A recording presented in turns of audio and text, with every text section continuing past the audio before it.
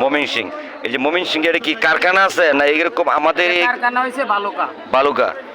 এটা কি মুরগটা কি খামার থেকে কিনে নিয়া এটা ওরা নিজেরাই পালে, নিজেরাই সিল্লা কাটিয়ে বিদেশ পাঠাই দিচ্ছে। বিদেশ পাঠাইতেছে? ওর কি আমরা এরকম সিস্টেম আছে? প্যাকেটে দিন তো, প্যাকেট প্যাকেটে গায়ে সিল দেওয়া আছে। দিই প্যাকেটটা, প্যাকেটে ওটা। এই যে দেখান, এটা তো মুরগির পাও, সিল নাই। সিল নাই তো? সিল আছে। কই সিল আছে? কই সিল? কই সিল? মুচ্ছে গেছে আর কি। এই যে আরে এটা দেখান, এটা কি 5 কেজি প্যাকেট? হ্যাঁ এই প্যাকেটটা কি যে আমাদের এই যে গ্যাস বাজার আনছেন, এই এলাকার মানুষ কিন্তু এরকম কিন্তু মুরগের মাংস কোনো সময় কিনেনি, হ্যাঁ ঠিক আছে। ঠিক আছে?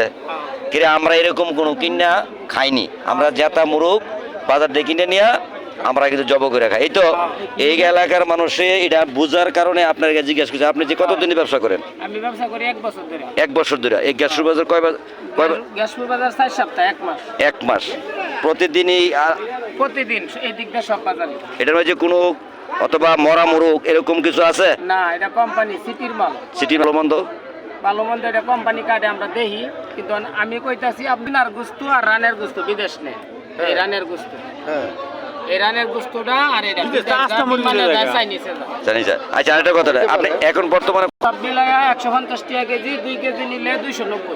290 এরকম ভাবে বিক্রি করতেছেন নাকি? এটা মাঝে কোনো সমস্যা নাই তো? না, সমস্যা নেই। কোনো সমস্যা নাই? না যারা কিনে নেয় তাদের কোনো সমস্যা নাই? না, কোনো সমস্যা নেই।